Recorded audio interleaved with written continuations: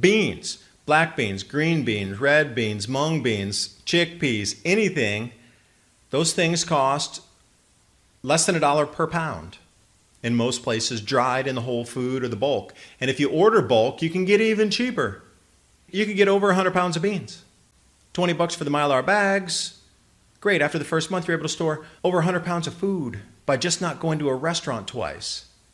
Now, these are the kind of lifestyle changes I'm talking about, is consciously thinking about that. Adapt 2030 Mini Ice Age Conversations covers changes in our climate due to a new and intensifying grand solar minimum. In the media, overlooking, downplaying, or burying cold weather changes occurring on our planet. This is in order to keep the global warming agenda steaming full speed ahead. I do this podcast and radio program because we need to begin conversations on how to adapt our food growing strategies long before 2030 as agricultural zones shift, affecting global crop output, but very few mainstream media outlets are talking about the most important issue of our time, cold weather crop losses. Our sun is going through a 400-year cycle, which has effects on our weather patterns as our magnetosphere weakens and the jet streams go out of flow. It's not CO2, it's not you, it's the sun. Are you ready to thrive in the grand solar minimum? Then join me for Mini Ice Age Conversations. I'm your host, David DuByne. Welcome back for the second hour of Mini Ice Age Conversations. Revolution Radio, Studio A, 10 p.m. to midnight, every Thursday. The true information of what's going on, because the government's just not giving it to us anymore. They're masking the crop losses because they're so all-encompassing. And you take into consideration what's happening in China. A Bloomberg article, 46% food price increases in China 1 year. So think about that. Their food prices increased 50% in a year. Now, I lived and worked there for several years. And what I know and understand about the migrant worker phenomenon, you have people who live in the countryside, and they come to work in the factories in big cities. They're from little towns that it's hard to find even on like a local road atlas. Might be like a couple thousand people in a village. They're from some of those places. Opportunity is not there. It's just purely agriculture, 100%.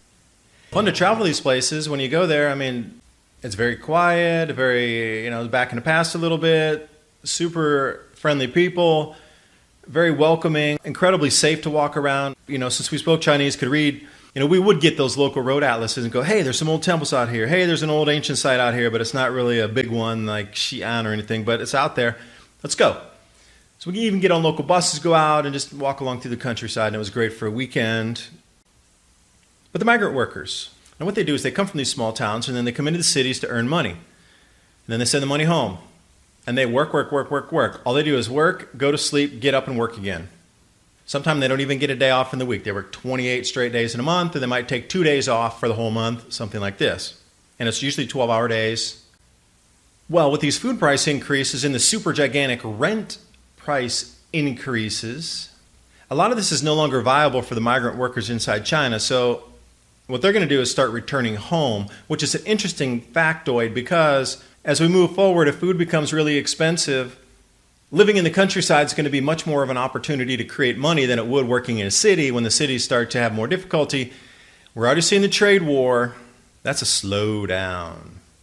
We saw what happened in 2008 and 2009 with China when everybody stopped buying across the planet. They contracted as well, but greatly, incredibly, to the point the government had to step in and be like, all right, it's all going to be good. But this time they're having bank runs and Lehman Brothers style, too big to fail failures all over the country. They're barely propping up their banking system. That's another interesting factoid you might want to look into. Zero Hedge covers this quite a bit on the bank failures over in China. The amount of collateralized debt they're using for stock. Now they're coming down to their first round where they have to pay back on their bond issuance for the companies, but they can't pay it. They can't pay back the loans that they took out because they pledged their stock at that price at the time to get the loans. And now when they come to sell the stock to get at least the principal back on the loan, not there. That doesn't even cover that cost. So forget the interest. They can't even get the principal back. Sometimes a loss of 80%. Now the bond issuance due, can't pay that. So there's some real problems in China at the moment. Swine flu wiped out pigs. Food prices are increasing. Rent, you can get a house. This is the craziest thing. And Taipei is the same way. It's insane. You can get a beachfront house in Hawaii for a lower price than you can get a 3-bedroom apartment in a city in Asia, in either Taipei or Beijing or Shanghai or anywhere like this.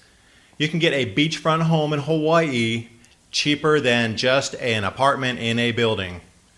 So literally a beachfront house in Hawaii is half price for just buying an apartment in a city here. So what do you think a migrant worker who's making a few $100s a month is? Do you think they're going to be able to afford that? Absolutely not. So the rents are getting really high there anyway. Absurd rents now. Absurd food pricing. So according to this article, with this newest rise in food prices, if it goes up another 25%, that will be the catalyst to make a lot of migrant workers move home, because then they will transition to the agricultural society. And they're going to go back and they're going to find foods more valuable than money. And this is really, really interesting. The transition of society. So it's beginning in China. And speaking of cycles, my new book with my co-author Bill Porter, Climate Revolution, a must-read for understanding our sun-driven climate.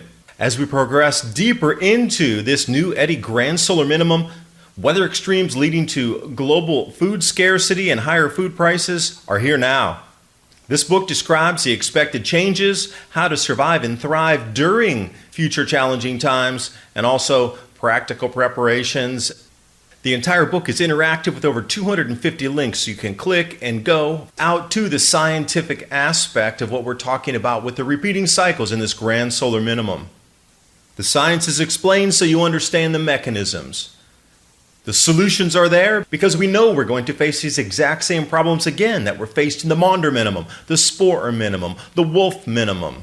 Find designs for building greenhouses, grow guides, beam soil techniques, as well as bioreactors to create your own growth hormones for the soil. Available now, the new Adapt 2030 Climate Revolution. The link's in the description box below. China lost at least 30%. We're already up at 34%, because I do my own research about China because I have a couple guys who help me research corn production in China, because the U.S. and China produce 60% of the world's corn.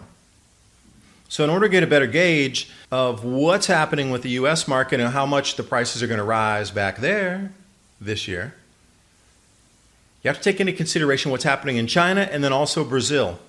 If you couple those together, you get a pretty good indication on where the corn production is going. And then you take a look over in Europe and you can see Bulgaria got wiped out. Look at those statistics. Bulgaria produces 13% of the corn in the EU. They just lost half of it. China's down at least 30% at the bare minimum. I'll be conservative and say 30% loss of all corn in China. And then we take a look over in the United States, and it is smoke and mirrors. People like to make fun of China, go, oh, they skew the figures, oh, they're so dishonest with the figures, very difficult to get any truthful information out of China. Look at the USDA and see how they are smoke and mirrors all the way. They are trying to mask these crop losses. I am telling you, this is the biggest crop loss I think we've had in the last 100 years. They're trying to not spook people. Because what if I came out in the news every single day and said, your food price is going to double. Your food price is going to double by Christmas. Might even be more in some places. Now, if this was the prevailing news story theme for the day, how do you think people would react? Just think about day one on the whole news release across the United States. You know how we get some stories that move through the news cycle and then they stick around for a little bit longer than normal and beaten into the ground again and again and again and again. Now follow that pattern and then just move it over into your food price is going to double, maybe triple. Your food price is going to double, maybe triple. Your food price is going to double, maybe triple. How do you think people are going to react? I think, my personal opinion again here, I think there would be an enormous amount of hoarding in the beginning. I think people would run out and the store shelves would be empty, and as soon as the trucks came back in, it would be empty again. And as long as the news stories ran that your food price is going to double, people are going to buy it today for a 50% discount. If people are fighting in the store for a 10% piece of junk that they get from another country, and you've seen all these videos, people fist fighting for like 20% off of an item. That means nothing. It's a piece of plastic junk. Throwing people to the floor for that 10% discounted trinket. 50% off food sale? Oh, wow. I wonder what people would do. how it would actually affect the mind that, oh, wait, why is the food price rising? Then you get into this whole other gamut of problems that are behind just the food price rises. Because normal waking sentient people are going to go, my food price is going to double. What's causing it? And it won't take long for most people to dive into some research and then stumble across stuff like myself or Christian at Ice Age Farmer, Oppenheimer Ranch Project, how about Ben at Suspicious Observers, Mavstar, Grand Solar Minimum channel out there, Jake and Mari doing their thing, John Casey, Valentina Zarkova, Electroverse, IceAgeNow.info, SOT.net. It won't take long for the populace to run into this information and go, whoa, I never heard of that. And once they really discover what's behind the food price rises, they're going to change everything in their life, their spending habits. Do you realize how much I've shifted my spending habits since learning about all this? The before me was then. The now new me, the way I spend money, is completely different. Like I don't spend money like I used to, not even close. What I do is I use it getting ready in the future now. That is not going into the economy in terms of the way it used to. It ain't going to a restaurant, I tell you what. That money that I could save at a restaurant is enough where I can buy some Mylar bags, some oxygen packs, get the food, the bulk food itself, and then pack up 100 pounds of beans for the same amount of money I would have spent in a restaurant. Those are the kind of decisions I've consciously made to buy the vacuum, to buy the heat sealer, instead of going to a restaurant. Think about that every time. If you go out even just 2 or 3 times a month, I would say 2 times a month, the money you would save after just the first month of going out. So let's say you spent $100, and a lot of people might spend, okay, we'll use 100. That's an easy number. So that $100, 2 times. So you got $200 in the month that you save by not just going to restaurants. Now think about it in terms of food preparation, what you can do with that $200. You go to the bulk bean section or the bulk food section, oh my gosh, you can buy a pound of oats for less than $1. Already in a Mylar bag, vacuum sealed from a company. That's pretty good on the sealing there. So let's say, over here in Asia, it costs you about $1 or so for, 500 grams, because everything's on kilograms. So about half a kg for $1 for oats. And those are generic oats. Those are instant generic oats, not like super high brand like Quaker or something. Those cost more. I think if you bought 10 of those a month, after a year, you'd have 120. You have to rotate stuff, but think about that. Beans, black beans, green beans, red beans, mung beans, chickpeas, anything, those things cost less than $1 per pound. In most places, dried in the whole food or the bulk. And if you order bulk, you can get even cheaper. You can get over 100 pounds of beans. $20 for the Mylar bags. Great, after the first month, you're able to store over 100 pounds of food by just not going to a restaurant twice. Now, these are the kind of lifestyle changes I'm talking about, is consciously thinking about that. Where do you divert your money to get ready? Salt, my friends, salt. You can go into any of these salt lamp stores and then ask them, hey, do you have any broken ones that you're not going to sell? Because I'll buy them from you. I don't even want the parts. You can keep all the electronic gear out of it. I just want to buy your block of salt. And they will be more than happy to get rid of it because they can't sell it. It's dead items for them. TrueLeafMarket.com. I really want to talk about growing your own food, which will be a necessity moving forward. And there's so many ways that we can go about growing different types of vegetables that we're going to need. Microgreens are incredibly nutritious. They're super fast to grow. In less than a week, you can have something that you can eat. Also, sprouts. We can get those a little bit taller, a little more dense, a little bit larger volume on the vegetation mass coming off of there. So how do you know what kind of sprouts to grow? How about wheatgrass or herbs? What about different types of herbs that we can add to our foods? Now, what I just described to you, there's a full range of starter guides there at TrueLeafMarket.com for you to take a look at. Even if it's just for your own knowledge and you don't purchase something from them, at least get the information so you know how to grow microgreens, you know how to grow sprouts, you understand what some of the herbs are for. TrueLeafMarket.com. Use the link below and give yourself the gift of organic and heirloom seeds. Salt is so valuable. I can't describe to you how valuable salt will be in the future. It will be worth its weight in at least silver. It used to be worth its weight in gold. Salt was a heavily traded item, and it was so valuable. Travel on the Silk Road. Go down to Mali, Timbuktu area, salt trade coming out of the central desert there. Those salt bricks were equal to their weight in gold. That's why they'd have 1,000 men on a caravan. Everybody got paid and they delivered the salt. Salt is so cheap these days. You got sea salt, Himalayan salt, more back with the natural salts. I mean, these things cost dollars, you know. And again, you can get like a pound of salt, and if it doesn't come in some specialty thing wrapped in a bow, it's inexpensive. And especially if you buy it in bulk, 5-pound brick that's not even chipped into anything, just a 5-pound brick of pink salt from the Himalaya, that costs not much. But in the future, that salt is going to be incredibly tradable for anything. Now, this is the world we're moving into, and just knowing these types of things, if I can spend $5 on salt now, and then I could get an animal in the future for that. Chickens or so, I don't know what you trade. But that's kind of where the mind needs to go, is the value that it has now in 3 or 4 years, the value will be completely different just the way we operate in our society. Seeds as well. You got to look, are these things stored properly? Different mentality, thriving and surviving through. You control the simulation. You move the knobs and levers in your reality. Everything is available for you in the future. There is no scarcity for you if you're listening to this message. Let's take a look back in the archaeological past here and see, do we see anything about cosmic cycles in 6,000-year-old cave paintings in the Czech territory? Well, we know for sure that the Czech lands was what the Czech Republic back 400 years ago was called, the Czech lands. Now, if we go back through and we look back through the Czech lands in Bohemia, which is the area that borders Germany, we find a pattern there. Discernible, easy to spot, plain as day, without glasses, a pattern emerges out of the 3,000-year rain cycle. Rain, drought, rain, drought. They're doing a dance. We're going into the drought. For the next 30 years or so, it's going to get really dry in these areas. Now, you got to remember, these are major crop grow zones. So looking back in the past, further back in the past, what can we find?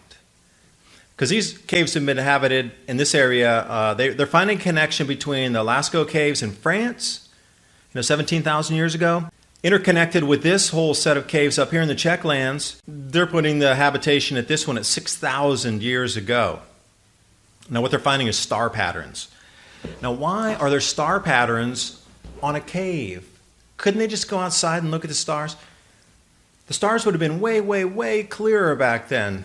There would have been almost no pollution in our atmosphere. And when fronts came through, they wouldn't have been full of metals and nanoparticulates in our atmosphere milkying out the sky. It would have been clear skies. So what is it with them? Why do they put specific constellations and stars on a cave roof? Now, why would they spend the time to do that? It makes no sense to me. Like, you can go outside and see it just as clear. But you're going to come in a cave, spend the time to make the pigmentation from different plants, berries, roots, flowers, stems, and charcoal, and mix it together for the different colors, from the ochre to the yellow to the black. And you're going to spend all that time when you could be growing food or doing something to enhance your caveman life, according to the specialty scientists and the experts. They just were cavemen, right? Go invent the wheel, dude. But they spend their time and energy to create pigments and then come in and paint it inside a cave. What was so important about that? What were they leaving us that message for? These are cycles. This is in the Moravin cave in Borno. Now, they're also finding that through the various ages that there are markings that have been overlooked, magically overlooked. So when they're finding in there, they got an inkling that there's some star messages inside here. So they're taking a look now, trying to put what they perceive as these constellations into a star mapping program and then bring it back into the past and see if it's overlapping with the climate cycle. And I applaud them for doing that. Very well done. And I can't really say the name here, Zajicek, I think, or Mr. Zajicek, research lead there on the team. Thanks for doing that. Appreciate your efforts. Star mapping to see if we can match climate cycles, because we're in another climate cycle right now. This Grand Solar Minimum is another cycle. Now, what's most interesting is when I talked about the rainfall pattern in the beginning of the program, Northern Africa and the desert southwest of the U.S. are matching step for step right now with a 4,000-year repeat in the rain cycle, 4,000 to 4,500. Both places are matching exactly. Northern Africa, now I'm talking about Morocco, Tunisia, Libya, that whole area, and then the desert southwest Four Corners area, and also down into parts of Texas, down into Mexico, the Baja Peninsula getting way wetter because the North American monsoon is shifting. Instead of rolling over the California mountains, Sierra Nevadas, etc., that's why the area's been so dry so long over in Nevada. Now the flow is coming from the south, going over the Baja Peninsula up on the other side of the mountains, and that's why they're getting an enormous amount of new moisture up in these areas. Baja, Texas, Colorado, all these areas. Above normal moisture. Well, that would make sense. If you're repeating a 4,000-year cycle, we'd have no types of records going back that far as to truly how much rain we're going to get and how much moisture is going to fall in these areas. To be announced. But one thing to be announced is, I did this video back in 2016, talking about primary water after talking to Deborah Tavares. Unbeknownst to me, I did a database search back then just on land registries, and the amount of billionaires that had bought land was astounding. Everything was like 10,000 acres or bigger. The entire desert southwest got gobbled up by billionaires. Now, why is that? I couldn't put it together until just recently that the 4,000-year rain cycle is coming back there. Now I understand. It's going to be a new grow zone. So again, mapping out star patterns on caves, and they are at 6,000 years. What went on back then 6,000 years ago? Oh, Western Africa gets really rainy at that time. Hey, guess what happened? Massive floods in Mauritania, massive floods in Mali, massive floods in Morocco. That could be part of the rain belt on the 4,000 year as well. But what about this whole central area? Chad, record rains for the third year in a row. Lakes are refilling. Central North Africa, that's the area that really, this is the 6,000-year rain pattern pegs right in the middle of. So you got different cycles going on in terms of Africa. It can also be broken up. So, when we find these same 4,000-year rain cycle, problem for Tanzania, problem for Kenya, they get super, super dry. So what you would look for, if it's indeed true, I'm just doing my best for the research. If it does follow the pattern, Kenya and Tanzania should be going into a drought. They already are, but it should go into a mega drought. The famine alert network's already up for Tanzania and Kenya, those parts of Somalia. But then as we leave that coastal area, see again, it's got to be another monsoonal shift, just like the North American monsoon shifting, for sure the African monsoon shifting. Intertropical convergence zone shifting. That top corner of northeast Africa, Kenya, Tanzania, Somalia are going to get drier. Whereas we even go a few hundred miles, 500 miles to the west, right into the desert region, Sudan, going to get way wetter from Sudan west. I've been mapping these out where the Chinese investments are, and I like to dig into these old mid-Holocene rainfall cycles. I do a lot of geeky research like this. I like it. So where the Chinese investment projects are, if you overlay that where the mid-Holocene rainfall cycles were, where the lakes formed, where the old mega lakes were in the middle of the Sahara, in the middle of Central Africa, up in the middle of the deserts now, you'll find that the Chinese investments are right on those same areas. It's more than a 90% correlation, which shocked me. And then once I started to really dig into this and get deeper, the database is no longer available. Imagine that. So to try to put these areas overlapping each other, now why would the Chinese go out in the middle of Chad, build massive railways to nowhere? Oh, I understand now. Those are going to be railways right through the grain growing zones. So, the ancient history here mapping up star maps on caves. Again, what happened back then? Why were they spending the time to leave us a message and a warning? Because I'm going to come over to Chaco Canyon, food scarcity. This is from Popular Archaeology. Now what they're finding is the ruins up here at Chaco Canyon in the Chaco Canyon. This is New Mexico. Chaco Canyon hosts numerous small dwellings and a handful of multi-story buildings known as the Great Houses, or you know them as cliff dwellings. Based on these structures, researchers think that it was a bustling metropolis, not a town, not a settlement, a bustling metropolis, 1000 AD. Now the rains are coming back. So at the very minimum, we have a 1,000-year repeating rainfall cycle happening in the desert southwest, at the minimum. I also am very much a fan of history, and I looked around these areas And what I found was these cliff dwellings are really cool. They give you some close-in images, but they don't really ever give you the super wide-out image as to where this place is. Like you get a close enough image where you can see the bricks, and then you can see the cliff face. And then you see the dwellings within cliff face, and it's just like, oh, okay, wow, they're in a cliff face, and you can kind of see the top of the wall, and you can see maybe a side of a wall. But the most interesting thing is you need to pan back about 2, 3, 4 miles to see where the actual mesa is. They're up several hundred feet, so if there's a 200-foot flood coming through, they're still above it. There was massive, massive inundations at that time, something so far off the scale that they don't want to tell you in prehistory what happened there. They were running from plasma discharges, they were trying to protect themselves from multi-pound hail, and they were trying to protect themselves from massive 100-foot floods come rolling down the mesas off the San Juan Plateau there. This video is brought to you by our friends at TrueLeafMarket.com. Heirloom and organic seeds for any grow zone on our planet.